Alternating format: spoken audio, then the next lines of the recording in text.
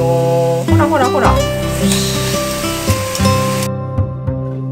はい、こんにちは。ひろこパンのひろこです。今日は豚の生姜焼きを作りたいと思い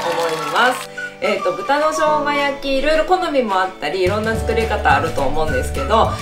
めちゃくちゃ簡単で私からあんまり時間がない時とかちゃちゃっと作る、豚の生姜焼き風というか簡単に作るやり方を今日はお見せしたいと思ってちょっと家事を楽にする参考になればなと思います。見てください。はい、今日の材料です。薬味生姜、豚ロースの薄切り肉、キャベツです。で、もう生姜焼きはこれで材料十分なんですけど、この薬味生姜がない場合、これを作るために、生姜、油、お醤油です。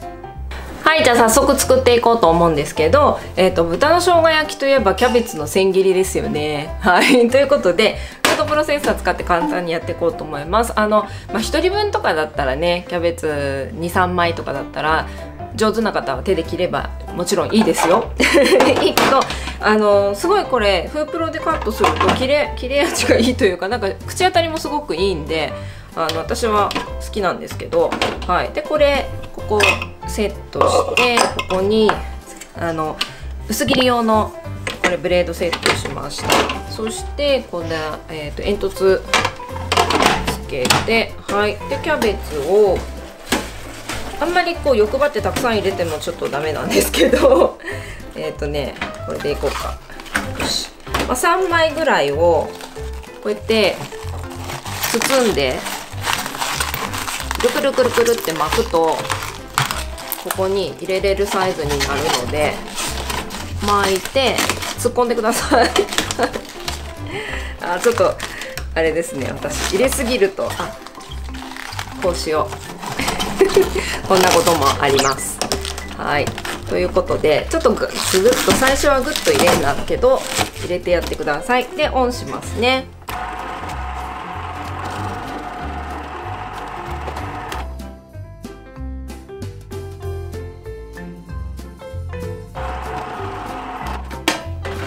はい、でこんな感じであっという間にカットできたので、じゃーん、いい感じで、ここにお水をひたひたになるくらいまで入れて、食べる時にこう水切って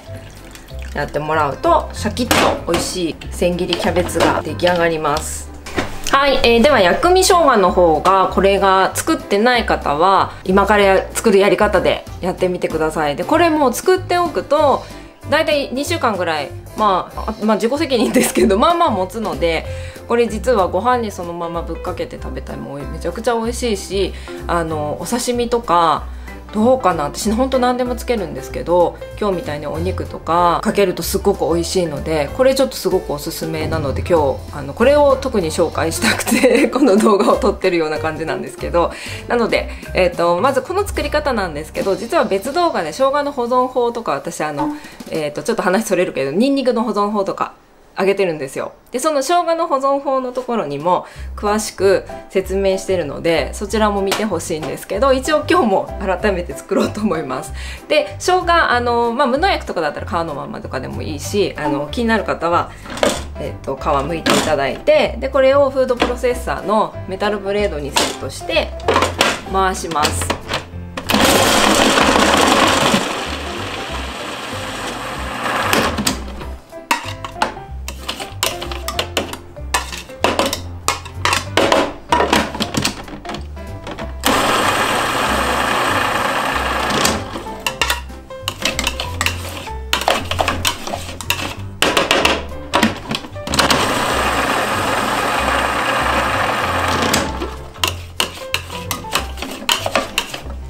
はい、あっという間ですよね。で生姜といえばこのね、知ってるように繊維質がすごく多いんで、包丁で本当にみじん切りとか結構大変じゃないですか。そしておろすにしても結構繊維が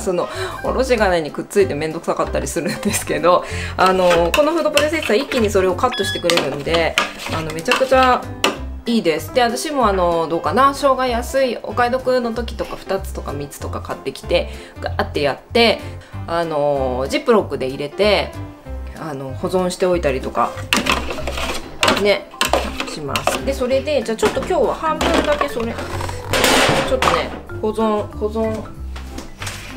法の動画とかぶっちゃうんですけど、例えばたくさん作った時はこのジップロックみたいなこんなやつにこうやって入れて、もちろん全部使ってもいいんですけど、よいしょよいしょ、はい、ちょっと全然量少ないけどこうやって入れて、でこう薄く伸ばして見えるかな。はい、でこれで冷凍庫に入れとけばパキパキ折って使えるんですよ。ほら便利で夏場だったらそうめんにかけたりとかもできるし、で中華料理とかもねこれで賄えるから超おすすめです。はい、こういうやり方もあるよっていうことと、で今日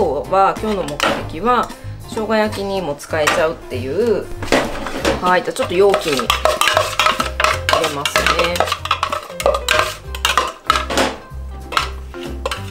はい、ちょっとこういう容器に入れてもらって、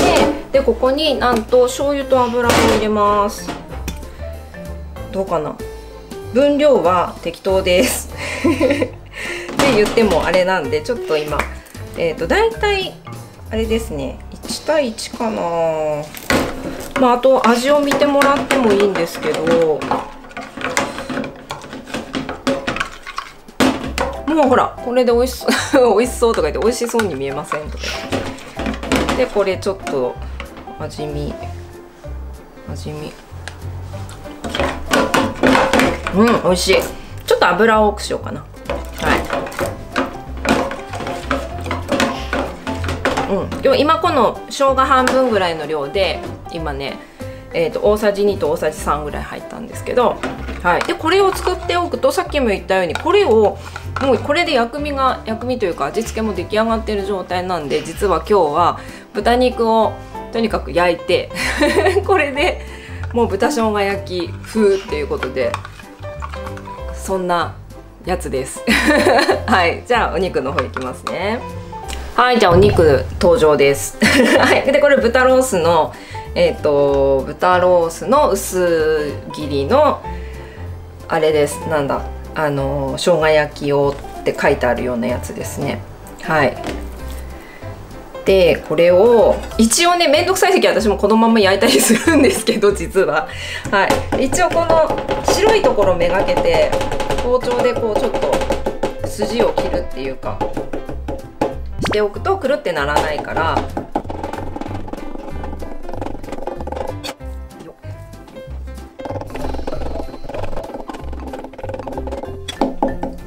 はい、こんな感じで切りました。ここはねちょっとひと手間っていう感じ、時短とか言いながら、それは本当にめんどくさい時はこの作業は省いてください。はい、じゃあ早速お肉を焼いていきたいと思います。はい、でまず今日はねステンレスで無油で油を使わないでお肉をなんと焼いていこうということで、結構ね薄切りのお肉とか、もしかしたらこれ見てくださってる人ベテランさんもたくさんいらっしゃるんで当然って感じの方もいっぱいいると思うんですけど、お肉を焼く、薄いお肉を焼く時に油を引かずにっていうのが苦戦されてる人ももしかしたらいるかなと思ってちょっと説明しますね。はい、でちょっと強火でしっかり予熱をします。はい、でこれも感覚的な感じで、私もどうかな、3分とかなんかもっとかな、適当に予熱しっかりさせていますで気になる方はちょっとお水用意してもらって、でこれ見てくださいね。こうやって水滴チェックほら水がパンパンパンって跳ねれば大丈夫だよっていう合図なんででこれでお肉をもう入れて OK なんですよ、このまま。ほら初めて見る人大丈夫とか思いますよね。はい、せーのよ。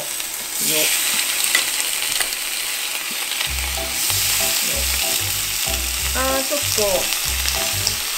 っと入りません。ちょっとこれ後からはい、で乗せたらいっぺんこれ火消してください。これ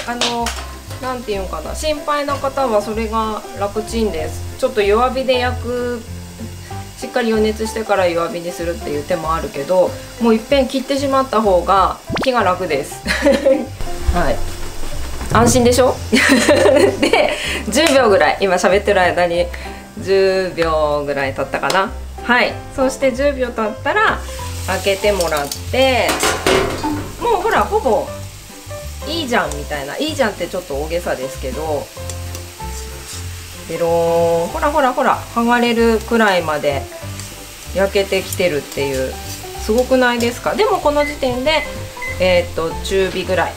6にして、さっき8で予熱してたけど8にしてみたいな。これちょっと感動しません？ひき肉を炒める時もこのやり方でやってください。はい、よし、うん、いい感じ、いい感じじゃないですか。まあ今日は本当にこの薄い肉を焼くっていう動画になりそうなりそうっていうか、もうあとはもうさっきの薬味生姜をあれですよ、和えるだけなんです、実は。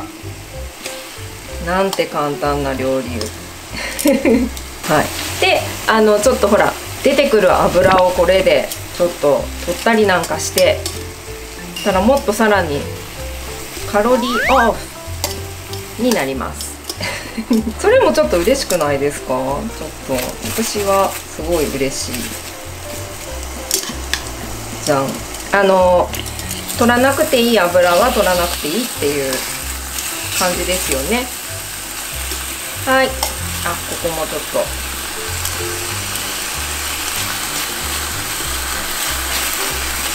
はい、取りました。でだいぶもうなんか火も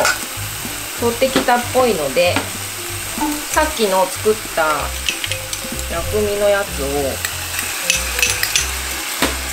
どうかな、好きなだけ入れてください今これで大さじ2ぐらいかな。いやめっちゃいい香り。はい、で油、これ私使ってる油がヘルシーな油なんですよ。だからこの油は OK ですなのでなんかお気に入りのヘルシー系な油をチョイスしてください。はい、こんな感じで。で私これではいこんな感じで、そうだからさっき最初に言った生姜焼き風っていうやつですつけて下味つけてなくってももうほんと超美味しいんですよ。このほんとね薬味がほんと美味しいので、こうやってちょっと軽く最後に和えるだけで OK です。なんなら後から追いがけしてくださいっていう感じで食べる時に。はい、っていうことで簡単時短豚生姜焼きの出来上がり。はい、豚生姜焼きできました。簡単バージョンということで、はい、じゃあ早速食べてみたいと思います。じゃあ生姜たっぷりでしたねたっぷりいただきます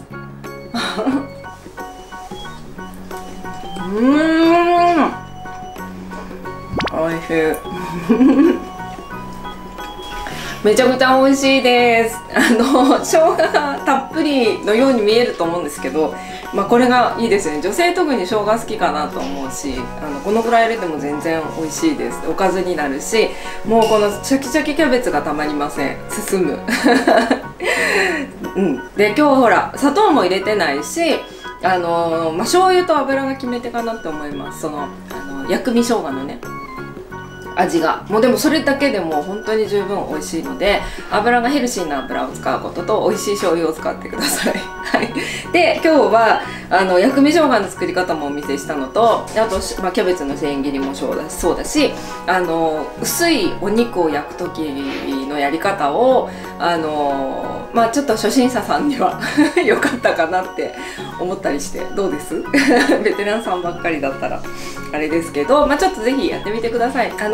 我が家で焼肉する時とかも薄いお肉とかも牛肉とかもそんな今日やった感じで焼いたりとかしていて、まさにステンレス鍋のすごいお得意なところです。無油、油を使わないでお肉が焼ける、で余分な油をもう取ることができるって、私がもうこの調理器具をチョイスした理由の一つでもあるんですけど、私はこの油を使わずに調理ができるっていうことと、やっぱり水を使わずに調理ができるとか、あとはケーキが作れるっていうのがすっごい決め手だったんですけど、なのでぜひそれをせっかく同じもの持ってる人だったらぜひ活用してほしいと思います。結構ねお肉が焼けないって聞くんですよ実は。あと特にひき肉とかね、ひき肉の時本当にさっきのやり方バッチリなのでやってみてほしいです。私中華のリーシェフに教えてもらってやったんですけど、それまでも一応やってたんですけど、やり方が本当に一番楽ちんで安全です焦げずに済む。はい、ということでぜひ試してもらいたいと思います。はい、ということで、今日みたいなそんな手の込んでない簡単時短料理いろいろやってますので、ぜひお見逃しのないようにチャンネル登録をお願いします。で、作ってみたいと思った方は高評価ボタンもお願いします。そしてひろこパンは各 SNS、Twitter、Facebook、Instagram、TikTok ほぼやってます、ほぼ全部。はい、で概要欄に書いておきますので、ぜひ覗いてください。YouTube とちょっと違った Twitter だったら日頃のなんか今日こんなん作ったとか、あと今日これ撮影でこれやったけど実は失敗したとかそういうYouTube の動画の裏側的なものも見れたり、あとは Instagram、Twitter はショート動画上げてますので、ぜひご覧ください。はい、ということで今日もご視聴ありがとうございました。また次の動画で会いましょう。